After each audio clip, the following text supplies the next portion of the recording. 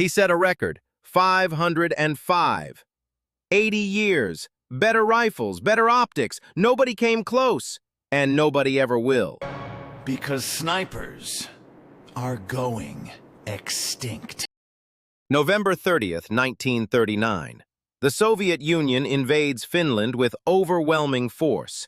Nearly 500,000 men, thousands of tanks, total air superiority. Moscow expects the war to last 2 weeks. The world expects Finland to disappear.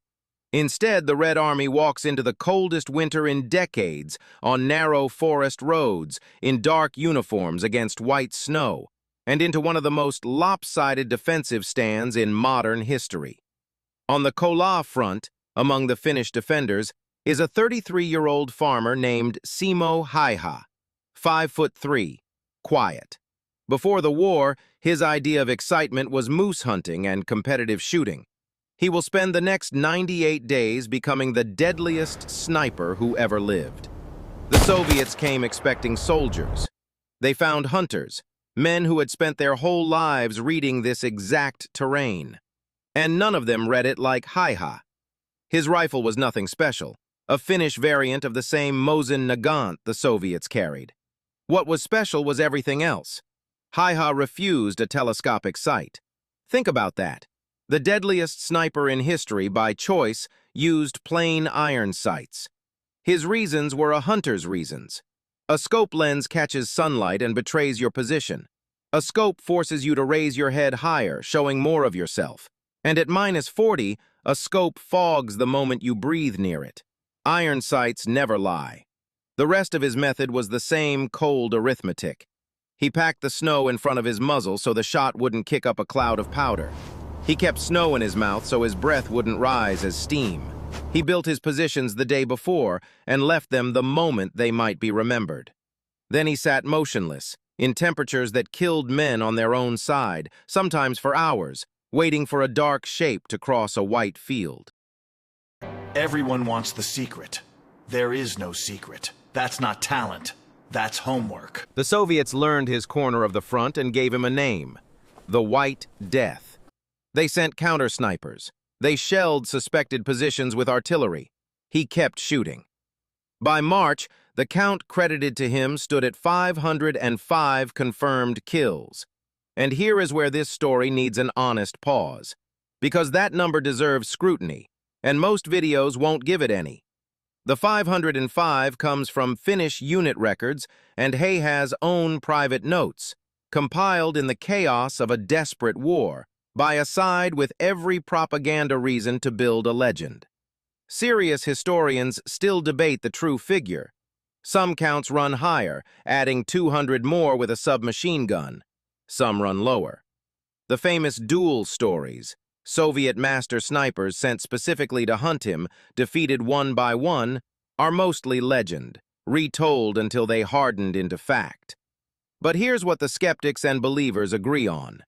Even the most conservative reading leaves Häyhä with a kill count in under 100 days with iron sights that no sniper in any war since has approached. The number is debatable. The phenomenon is not. On March 6, 1940, an explosive bullet tore through his jaw. The man who found him said half his face was gone. He woke from a coma on March 13th, the same day the Winter War ended. And then Simo Häyhä did the most remarkable thing of all. Nothing. He rebuilt his face through years of surgeries, went back to the forest, hunted moose, bred dogs, and lived quietly to the age of 96. Asked how he became such a good shot, he gave a one-word answer: practice. Asked if he felt remorse, he said he did what he was told to do as well as he could. Half a face, 96 years.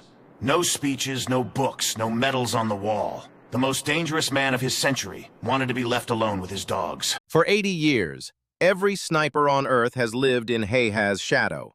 His craft, patience, concealment, one shot from nowhere, defined the profession. Which is why the ending of this story isn't in Finland in 1940. It's in Ukraine. Now. In November 2023, a Ukrainian sniper named Vyacheslav Kovalskiy made the longest recorded kill shot in history, a Russian officer, at nearly 4 kilometers.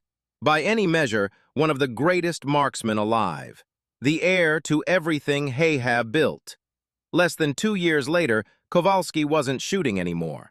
In 2024, he went on 5 combat missions and hit nothing, because on a battlefield saturated with drones, everything that can be seen learns to hide, and everything that hides is found anyway.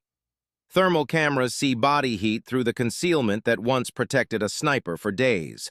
Today, Kovalskiy carries equipment for drone crews and straps explosives to quadcopters.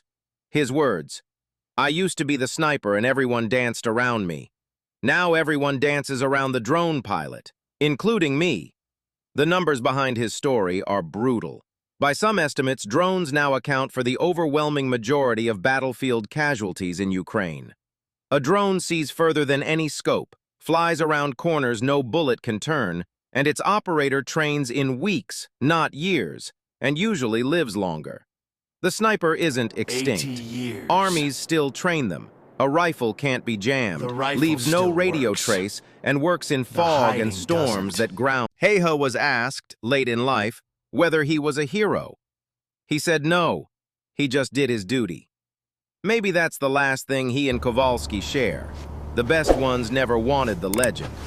If you want more stories where the legend and the truth are 2 different things, subscribe. Next time, the tank ace with more kills than the famous one, and a name you've never heard.